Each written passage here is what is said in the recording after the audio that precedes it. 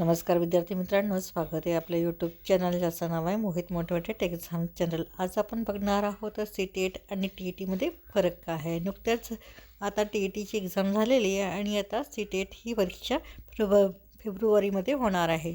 तर या दोन परीक्षांमध्ये काय फरक आहे चला तर मी व्हिडिओमधून जाणून घेऊया। CTET आणि TETमध्ये काय फरक आहे। भारतातील इच्छुक शिक्षकांसाठी शिक्षक पात्रता चाचणीच्या जगात जाणे गोंधळात टाकणारे असू शकते। दोन मुख्य परीक्षा आहेत, केंद्रीय शिक्षक पात्रता परीक्षा म्हणजे CTET आणि शिक्षक पात्रता परीक्षा म्हणजेच TET।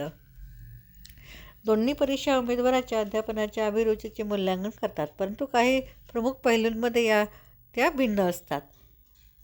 हा लेख तुमच्या अध्यापनाच्या उद्दिष्टांसाठी योग्य मार्ग निवडण्यास मदत करण्यासाठी CTET आणि TET मधील फरक काय आहे ते स्पष्ट करतो। तर संचालक मंडळ आहे CTET याचं केंद्र सरकारच्या वतीने केंद्रीय माध्यमिक शिक्षण मंडळ म्हणजे CBSE द्वारे आयोजित TET केली जाते। तर TET ही प्रत्येक राज्य सरकारच्या वैयक्तिक शिक्षण मंडळाद्वारे आयोजित केली जाते। परीक्षेची वारंवारता CTETची परीक्षा वारंवारता ही वर्षातून दोनदा आयोजित केली जाते, मात्र TETची परीक्षा वारंवारता राज्यानुसार बदलते, सहसा वर्षातून एकदा किंवा दोनदा आयोजित केली जाते। त्यानंतर तिसरा फरक आहे पात्रतेचा। CTETमध्ये कमाल वयोमर्यादा नाही, किमान वय 17 वर्ष असणे आवश्यक आहे। तर TETची पात्रता आहे TET आयोजित करणाऱ्या विशिष्ट राज्य सरकारानुसार वयोमर्यादा बदलू शकते। त्यानंतर आहे चा फरक आहे परीक्षेचे माध्यम।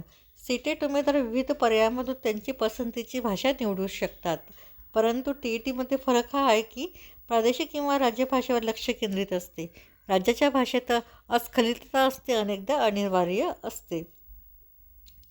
त्यानंतरचा फरक आहे शिकवणाऱ्याच्या नोकऱ्या कशा काय गृहीत धरल्या जातात त्या बघूया। CTETमध्ये परीक्षा देणाऱ्या केंद्रीय विद्यालय आणि नवोदय विद्यालय यासारख्या केंद्रशासित शाळांमध्ये शिक्षक पदासाठी पात्र उमेदवार ठरविला जातो। त्यानंतर TETची परीक्षा उत्तीर्ण असणाऱ्या विद्यार्थ्यांमध्ये TET परीक्षा देणाऱ्या राज्यामध्ये चालवल्या जाणाऱ्या सरकारी शाळांमध्ये शिक्षक पदासाठी पात्र उमेदवार ग्राह्य धरला जातो। त्यानंतर आहे प्रमाणपत्र वैधता। CTET आणि TET दोन्ही प्रमाणपत्रे आता आयुष्यभर वैध धरली आहेत। योग्य परीक्षा निवडणे। जर तुम्हाला संपूर्ण भारतातील केंद्रशासित शाळांमध्ये शिकविण्याची इच्छा असेल तर CTET हा एक आदर्श पर्याय आहे।